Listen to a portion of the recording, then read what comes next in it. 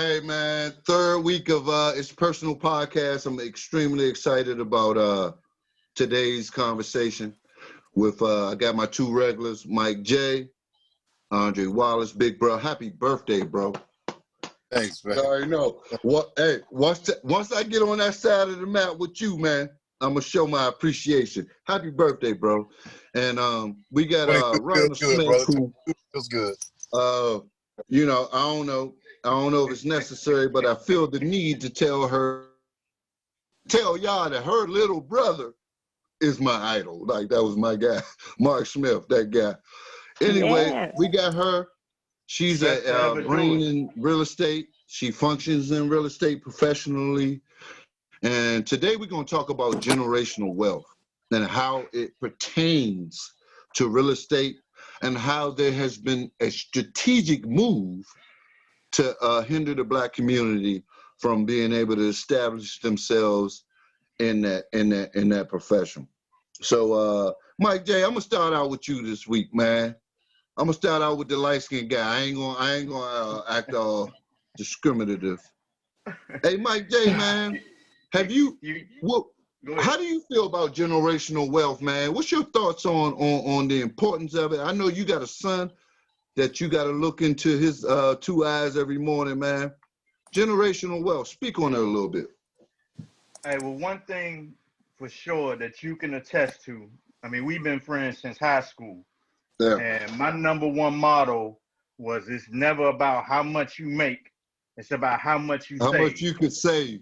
How much you can save. And at the end of the day, when you are putting your money in investments that's going to make you more money, you letting your money work for you. So I tell people all the time, saving money is not about hoarding money. It's about making smart investments. And the number one investment that you can make is in land and property. I got into the mortgage game when I was in Atlanta back in 2000, and I was dating this chick, and I was working in a call center, but I was doing so good in the call center that they tried to bring me over and teach me how to be a loan officer. And once they let me peek behind the curtain and start seeing exactly what the mortgage business was really about from a real estate and a broker standpoint, sky was the limit. Like, it was nothing that nobody could tell me. And I just started doing all my research, and I just started buying up properties, doing refis and purchases. Like I said, the biggest thing that I could ever do is leave my children something that can be residual income that's not off of a pyramid scheme. You know, I want to bounce off that. Go ahead. Yeah. No, I want to bounce off that, man, because I want to hear more from you. But I want to bounce off that. Hey, Andre Wallace, man, what he touched on was leaving your children something, right?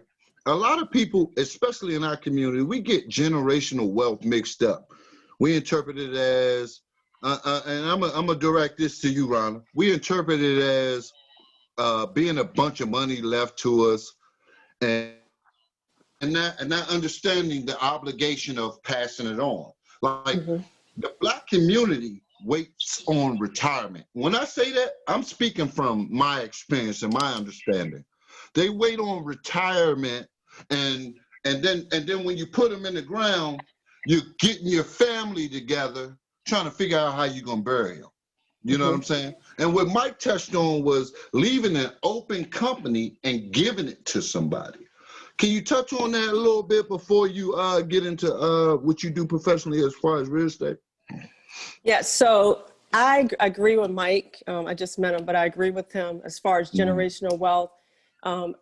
Because of our background, we're not taught, some of us didn't have the opportunity to be taught about generational wealth. We came from a place where we didn't have the education system in place. And as we moved along, some of us had to learn from relatives, or some of us never learned. Even today, we don't have the education systems in place to know what generational wealth is. So as he said, real estate would be a number one way to pass down generational wealth, and racism has stopped us from being able to pass that down if you look into history. So I've researched racism, and I think we're all from Arlington. I'm not sure where Mike J is from. All of us. But okay, sorry about that. But so I was looking at some history of Arlington and just the whole country. We were stopped from having generational wealth due to racism. And today we're still affected by it. So being in the real estate game is the quickest and easiest way to pass down this wealth, to gain equity in your home, Yes. to teach a sense of community in your community. So while people are running around saying it's your hood, you don't own any part of the hood. At any point, you can be kicked out of this neighborhood that you call your hood. And if you have a home, Exactly. you have a larger sense of pride in that community, which means you're not going to throw trash in the community. You're not going to kill probably, Yes. people in your own community, because Yes. this is where your children will live. This is where your children's children will live, and you're going to want to build it. You'll have a sense of pride in it. So also having a home is also a way for you can borrow money off of the home. So that's another way. If you have to send your kids to college, or if you have an emergency, that's another way that we had wealth stolen from us. So that next emergency, if we don't own a home, we just don't have that extra emergency fund in equity, which is being built when you own a home. So and then you can also use a home to build from one level to another. You can go up. So that's what a home is for. You go from one level, you can start at a condo, you can go to the next level and keep moving up.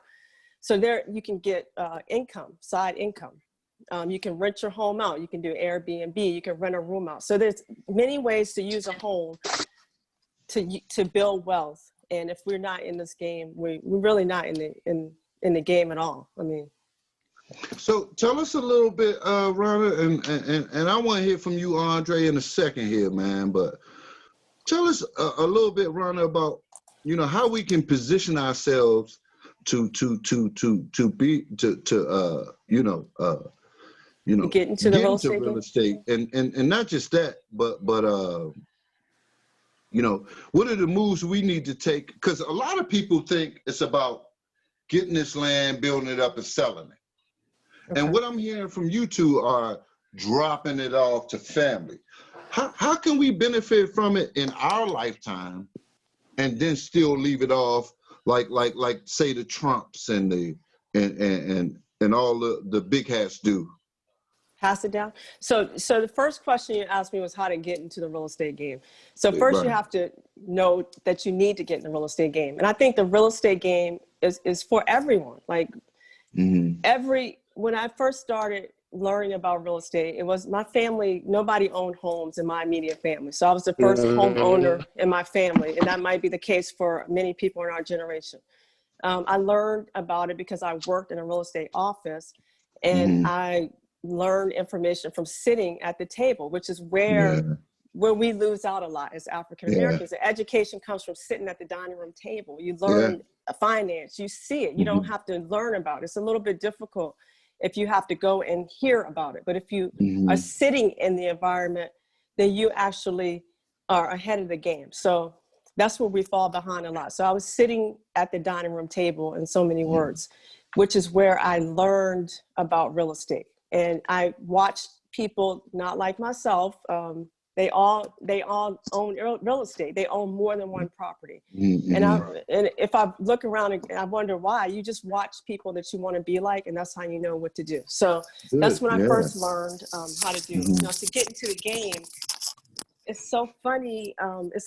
It may be a little bit more difficult now because of our economy, the pandemic, jobs are lost, but you're still not out of the game. There are programs out there. We need to save our money. More than one person can be on a loan. So I don't know if people know that. You don't have to just have one person or just two people on a loan. So I also learned that being in the real estate.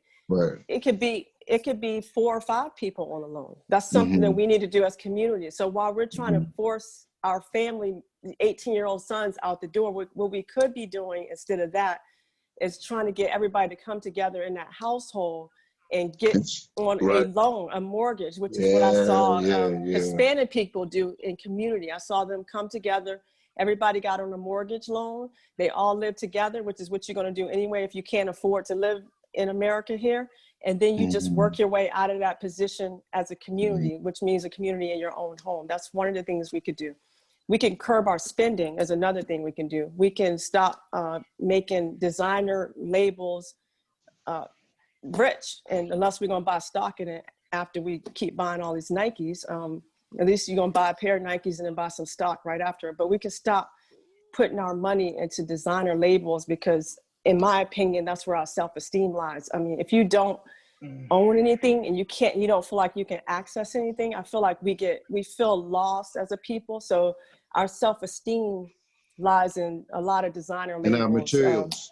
And material things. So we feel, you know, if you can't, you know, do anything else or get anything else, you just buy a lot of clothes and you wrap yourself in that and you feel like, you know, you luxury. And that is for some people. They can afford it. But if you can't afford that, then I would suggest this, we stop looking down on each other and we actually making each other buy it. My daughter's in school, and it's only our people forcing each other to wear these things. You don't even see people with money wearing these types of items, and they can care less. Right.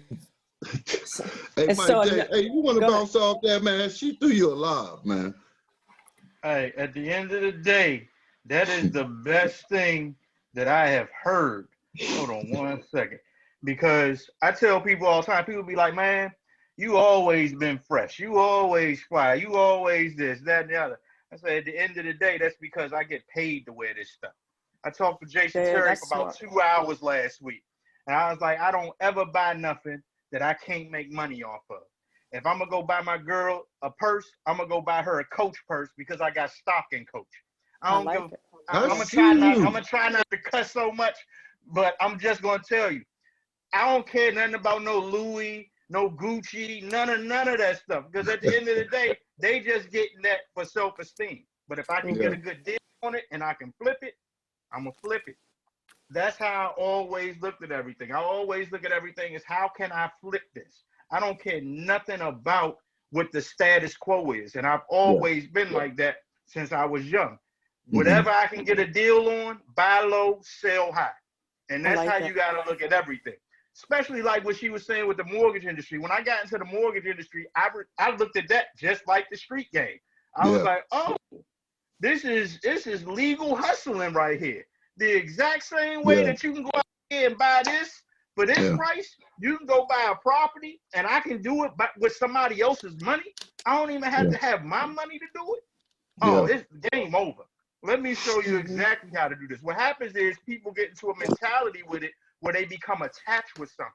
So if you get a house and you buy it for $100,000, and let's just say your mortgage on it at the time is $1,000, and you keep that house for 20 years, that's really not an investment.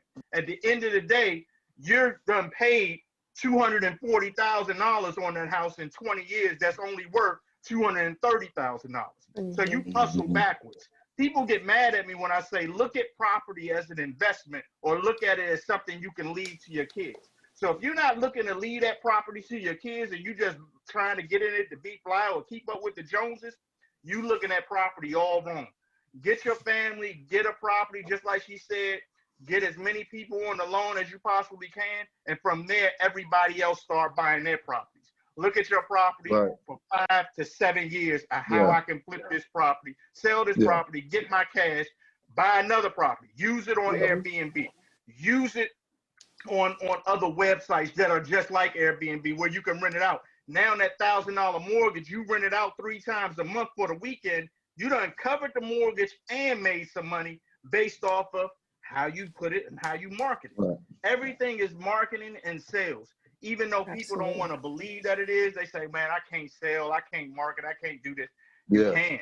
At the end of the day, you get marketed and sold to every day. Why don't you be the beneficiary of that and stop letting everybody get your impulse buy and start getting somebody else to impulse buy on you? People say, man, Mike, you a hustler, Mike, you talk this, that, and the other. That's for you. I can't do it. I'm going to wait 30 years and just hold on to this house. I said, what you going to do with it in 30 years? Go into foreclosure?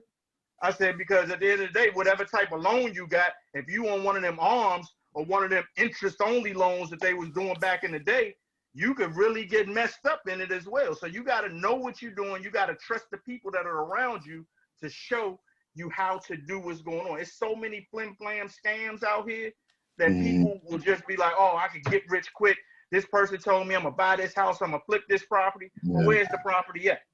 Then she can get into this just like we're going to get into a redlining. What if you buying property in a red line district and then you go out there to buy it and then you get upside down on the property and don't nobody want to rent it out because it's in the hood? Well, look what they doing now. They gentrifying the hood, and you was so nervous. You was like, oh my goodness, I got. And now you don't know what to do with the property because you got it on a deal or on a, you know what I'm saying, a get rich quick scheme instead of really doing your research and finding out where I want to buy my property, what I want to do with this property. Am I going to use it as investment, or am I going to use it as somewhere that I want to live forever, or do I want to live this to my kids? Have a strategy and a plan with everything that you do. That's what Mike, Tweet do. Good idea. I wanna give Tweet some space, but Yeah, that's what Tweet do. I see Tweet rehabbing properties all the time. That's what he does. Hey, listen, and that's the move. That's the move now, man. You know what I mean? If someone has a steady flow of capital in right now is the time to flow it in the property. My wife and I, we on it, but right now is the time. But I want to give Tweet some floor, but I want to leave a thought in Ronna's head. He was talking about how the community doesn't recognize what they're supposed to do in community, in generational wealth, right? What's the first step? Like I told a friend of mine last week, man, I was talking to a friend about a conversation with a friend. And she was like, yeah, Kenny, I wish the next guy I meet is established and like you. Now, mind you, me, I told Mike this. I said, she's talking about me. But my thing was 5 years ago, I told myself, I'm gonna put one foot in front of the other, one foot in front of the other. I ain't gonna look up. Whatever happens, happens. She actually made me look up. Like, I guess I am doing all right. You doing good, I want to talk to you, Ronna, and I want to leave this in your mind. How do we get started in real estate? As far as like me, here's the route I decided to take. I thought I needed to get my credit right. You know what I'm saying? A lot of people's belief is capital. What would you suggest one would do if they're trying to get into real estate? Okay, so from my perspective, the next point I was going to make is to get your credit right. Right. Okay. I'm pretty sure you can do it with capital investors on that end of it, but in life you should get your credit straight. That was what I was going to say before Mike J took over, because your credit in America, your credit is everything. That's the game they set up for us. But it's the only country that is everything. That's the key, though. It's the only country where credit really matters. Hey, look, not to cut you off, and I'm gonna give it back to you, Ronna. With the worst credit. Right. Yes, but I feel like that's the game they set up for us. So I think we should just go along with it. I don't think we were taught. I was not taught about credit. Moving along, so a lot of us have poor credit. Starting from some people high school or whenever we could get credit. I remember being in college and they offering free credit cards, to our college, and then people jumping on that and spending all the money. Hey, look, I just paid it back about 2 years ago, Ron. I didn't get the credit. I didn't get it. I didn't get the credit card. For some reason, as I grew up, I always liked to earn money and save money. You can ask anybody on my block. I had a lot of people. Nice. I had cousins still. I had piggy banks. Not that that's not a good thing either, piggy bank. But I used to save money, and I like to use. I wouldn't buy anything unless I could afford it completely. So that was one of my mentalities. Don't know where it came from, but it actually worked in my favor along the way. I have a mentality about money. You got to have a conversation about money and finances in your house or in your life. Somewhere we have to have a relationship with money, whether it be, a lot of us don't like to open bills. And I've been in a place where I have not had any money, or I've had a lot of money. So I've been in both spaces. But opening a bill, I'm sure we all have. It's a psychological thing that happens when you don't have money, and it's another psychological thing that's positive that happens when you do have money. But you have to have a relationship with money, and you have to be honest with yourself about where you are with your money situation and where you can go. If you don't confront it, you just, it's not going to happen. That's what I would suggest first. Just sit down, look at what you have, look at what you can get, what kind of job you have, and see what you should be spending. Oh, look at your bills. I mean, are you overspending in areas where you shouldn't? You got to have a conversation with yourself and your family about economics. And so I also teach my kids that. So one of the things that our community, well, I'm a single mother. We live in guilt sometimes about money. It's guilt. So I'm a single mother, and so we give our kids sometimes, this is a whole nother conversation. We give our kids stuff that we feel guilty that they're missing. Birthday parties that are too expensive at an age that they can't even remember. That's one of the things that we do. Just a lot of things that we give our children that they don't really need.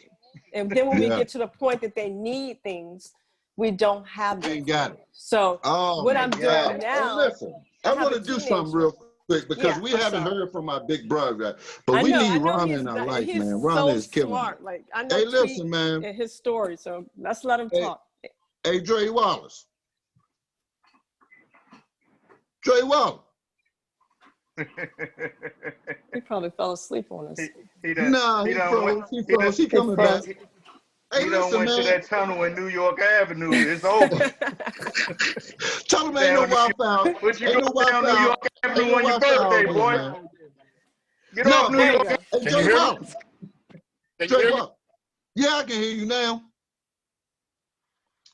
Can you hear me? Hey, listen, man. This is what I know about you, man. I know you have been comfortable around money for a very long time. It hasn't always been positive, but you've been around it for a while. And Ronna was touching on some things about understanding money, man, and getting comfortable around it. Can you tell us anything about what you've learned about being around a significant amount of money and what you should do with it?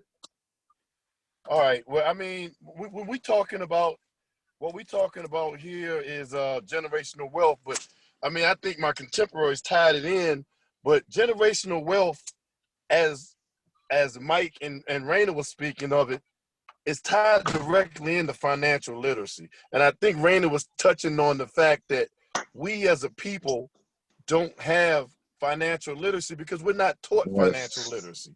Yes. Even myself, you know, I knew nothing of financial literacy. But let me touch on generational wealth just a bit and leading up to the financial literacy aspect of it. I think that for our people, generational wealth is something that as a people we don't have. The reason we don't have it, as Raina touched on, is racism. But the effects of not having generational wealth is they're so far reaching beyond just not having money. I will give you an example. Of course, I went to Yorktown. You have kids. Hey, we could tell in your dialogue. Go ahead, man. Y'all know what? I hate Wakefield. You have. Hey, look, for all watchers that don't understand all of this, that's an inside joke. Go ahead. So once I advanced and got old, and I look back and I realized that not all of your peers, but a lot of your Caucasian, your white peers in school, they have generational wealth to the point that we are actually going to school. My phone just going off. It's my birthday. We are actually going to school. We're going to school to try to gain something, to try to, you know, they always say make something of yourself, make your family proud. A lot of us went to school to try to obtain, to gain something. It's a different pressure. A lot of them went to school to sustain something because you already have something that's getting passed down to you. I went to school with the family that owned Roslyn. Their great-grandfather, great or great-great-grandfather sold all of the land in Roslyn for like $500 million. Great kids, great kids. But those kids went to school to sustain that wealth. So already they know Absolutely, what they're yeah. getting into. They know we getting into finances, we getting into real estate, we getting into acquisitions. We know what we're getting into. We know what we're studying, and we're studying to sustain. A lot of us. Real quick, Dre Wallace, before you get too far detached, Shaquille O'Neal tells his children, you know, he got like 34 of them, they need 2 degrees to get what they want. He'll pay for the education. All you got to do is get 2 degrees and you'll be CEO of what you want to do. I thought that was awesome when I heard that from him. But go ahead, Dre Wallace. Yeah. So we live in under a different type of pressure because we don't have that generational wealth. Again, I think Mike and Raina put it in contemporary terms as to as a people, that's where our mindset needs to be. You know, and we're talking about the real estate aspect of it. We need to be of the mindset that we have to start. I mean, we got to start somewhere. We got to start somewhere, and those are the dynamics. Those are the tools that you need. Those are the tools that you need to start. Let me chime in here because go ahead, Mike. I went to Yorktown for a hot pocket. And then look, they saw your light skin, let you in, then found out you was black. Go ahead and kick you out. And it said send him over to Wakefield with the rest of them heathens. But it met me. So it wasn't all bad. But go ahead. But y'all stupid. My mother tried so hard to keep me away from the hood that in middle school she sent me to private school, and I went to private school out in Fairfax. Yeah. And just like what Sweet was saying, I was going to school with Caucasian folks who was just coming to school almost on babysitting time. Like their parents' whole mission was to make sure that they graduated college. Every African American in this school just wanted their kid to graduate high school. High school, yeah. Expectation. It was a mindset, the expectation that was being set. When I tell you, literally, it was maybe a handful of African American students in this school, and I was the worst one in there, and I just couldn't understand it. But what I did take away from it was that you have to be able to build something. You have to be able to create something. They were there creating wealth. They were there looking at, when I go home, my mom and dad were already working from home in the 80s and early 90s. Yeah. I would go home and my father was out here breaking his back, doing all kinds of handyman stuff. I remember he took me out on a job one day and was like, come on, we're going to get you some money to go back school shopping. This is a big job. The job, we're going to make about $700, $800. I was like, cool, we're going to split this. It's going to be $400. I'm going to be fresh to death. We did all this work for like 3 days. When it came time for him to tell the lady how much to pay him, he was scared to ask for the money. He was like, oh, nah, it wasn't that much work. You know what I'm saying? Just give me $300. To this day, I will not do manual labor because of that. I will pay somebody to do manual labor because he sold himself short, and I saw exactly what they was doing out there. So again, listen, it's I ain't gonna cut you off, Mike. Hey, Mike. I want to do this for the viewers. I can put my right hand to the sky. Now, the man from the sandbox. He goes to Craigslist to put a light bulb in. Wow. I'm good for like the literally, ecosystem. when he said he don't do manual labor, he don't do manual labor. I do no manual labor at all. That's okay. That's okay. Hey, listen, though. I want Ronna to close this out, Ronna, and I want to throw you the lob here.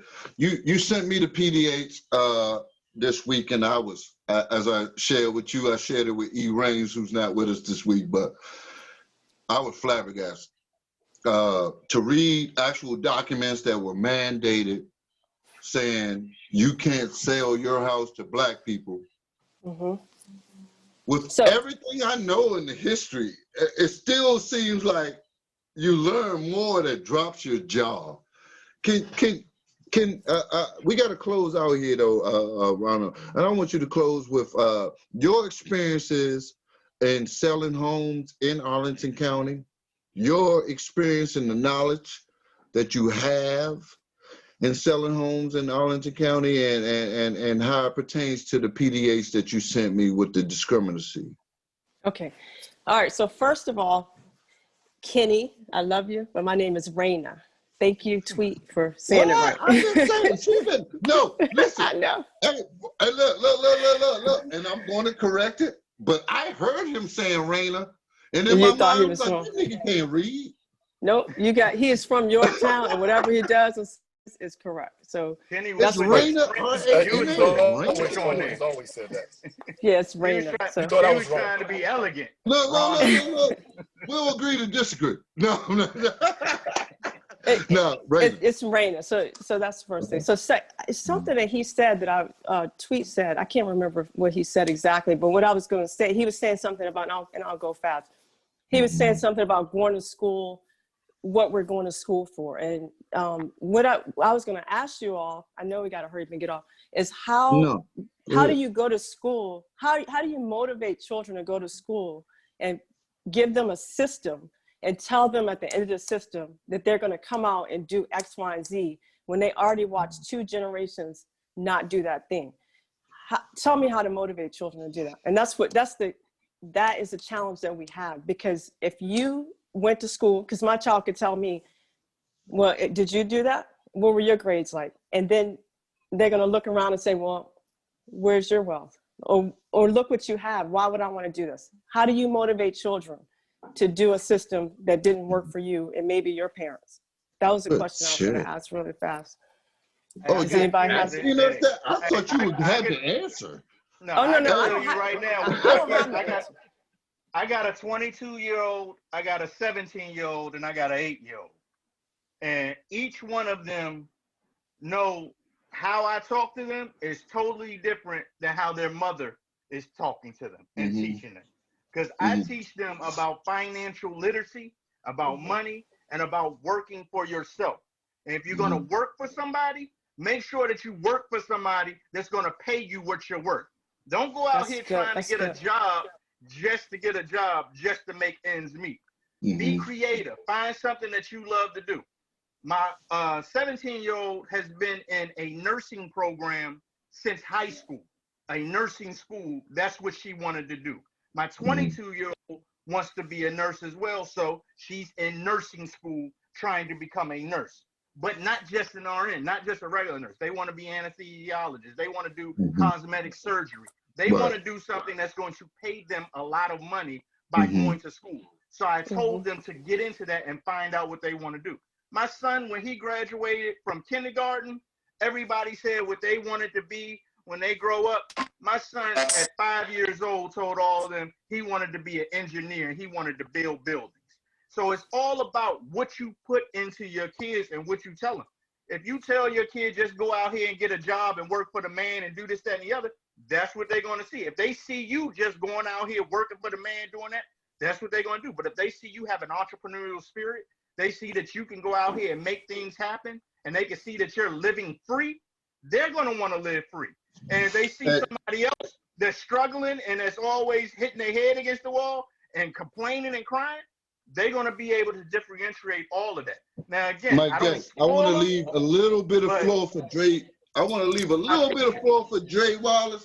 I want Raina to close, but I want to add something, man. Yeah, I'm gonna tell y'all, man. I have as y'all know, man, I have a cleaning company and a nonprofit organization, and I'm gonna tell you, man, what motivated me was I was one of the ones who got stuck with a felony. You know, understand in hindsight the racist plan I got trapped in with having a felony, stripping my voting rights. Or, see, there's a whole black community that think they can't vote. Did you know you can once you complete your felony? Or you got to check your respective state, but that's for another week. That's a good point. Put it out there now. Yeah. you can vote. Check your respective states. I'm gonna let y'all know October 3rd, we out there, we in the building. But you can vote. I can vote. Minnesota lets me vote. Have my guns, the whole nine. It's you're a felon, you do your time, but once you complete your probation time, they give you all your rights back in certain states. Y'all need to look at what states those are. You need to go establish yourself in those states. Dre Wallace, I want to leave you a little bit of floor, but again, I want Raina to close. Man, I turn your lights on. Oh, he gone. Raina, we spend our money. We spend our money in the wrong places, Raina. And here's the thing. Here's the thing. A lot of us make decent money. Mm-hmm. More, even people who don't have LLCs and so forth and so on. But we spend the money in the wrong place. Did you adapt any type of discipline habits? And if you did, can you share some? And yes. We'll close after you. Okay. You asking me or Mike? I'm asking you. Okay. So yes, again, I told you as I was growing up, I love to earn money. I also spent money, and I feel like when you spend your own money, you can also learn a lot about money at a young age. So I've always worked and went to school, earned my own money, and I spent money. It was my own money. But after a while, when you're spending your own money, you do realize how much things cost a little bit more when you're spending your own money. That's what I would say to a lot of people. So if you have children, get them started with financial literacy early by giving them the opportunity to see how much things cost. So that's what I do with my child right now. So she has a little card with a little bit of leeway. It stops her from wanting to spend that money when she looks at the cost of it. Oh, that's eating out. Oh, that's a lot of money. Okay, it's been a lot of money for me to spend. So that's one of the things. But what you were asking me, so I've had, you probably don't know a lot about my story. I have a different story than you probably know, but I have a mentally ill child. She was diagnosed in 2015. So I have, for 8 years, up until 1 year ago, I have had to take no money at all. I have been out of a job, unemployed, and I've figured out how to manage, because I spent 8 years. I decided to get her well, mentally well, and not put her in a system. Absolutely. So I did a bunch of different things to manage income. And I don't know if you know what a mentally ill child that's schizophrenic does, but I was not able to go out and work. So I had to do some unraveling of stuff, some of the comforts that I had. I left one house that I had, went into a smaller house. When I talk about owning a home, those are some of the things you can do with home ownership when you need that cushion. So that helped me along. So you don't have to have cable TV. Guess what? You don't have to have cable TV. You can find other ways to use $300 a month. So while you all, so actually, while you all just came into this quarantine, I had already been quarantined. I've already practiced that already. So I already know what quarantine is, and I already knew what pandemic was for my own personal story, which that's a long story. Right. Today, I got her well right before the quarantine, but I already knew how to manage a lot of money and a little bit of money. I knew both of those ways. So if you can manage a little bit of money, when you get some money, then your habits are already in place. And that's how we need to live. We need to live as if we don't have the money to purchase things that we don't need. You can cook, and it's good to cook anyway. It's healthier for you. You can cook instead of eating out 6-7 days a week. That saves money.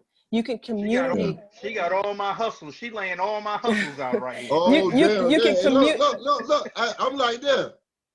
No, really, we spend, if you look at your account, how much money are you spending on eating out? We eating out is actually, that's a business. If you're going to eat out that much, you can cook the food and sell it to people. That's actually a business, So like he said, you can turn. So those are the things that I had to figure out how to do. I already knew how to do those things, but you manage. Cooking with Mike J. Check me out.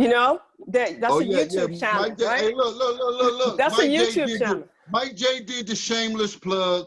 He does have cooking with Mike J, but look, it's personal. Hey, listen, Okay. bro. Raina. Hey, look. Raina, I appreciate you. If we can have you next week, I'd be honored.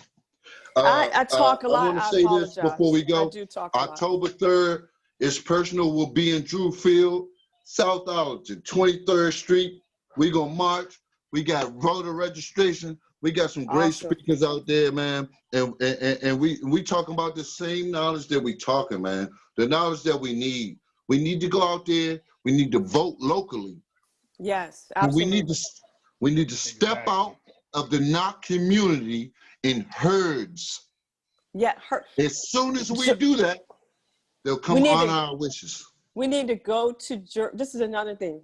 We need to do jury duty. We were told not to sit on a jury, but those are the people that we're judging. They don't have a jury of their peers if we keep skipping out on things like jury duty and going to local events where we make people accountable for things that happen in our community. But that starts again with home ownership. There's a program called NACA, www.naca.com, which actually has a, they did redlining, Bank of America years ago. So that's just giving back funding for us to purchase homes. Anybody can sign up for it in any area. So I would suggest that everybody go into that site, www.naca.com. They have the lowest interest rates. Yes, lowest interest rates.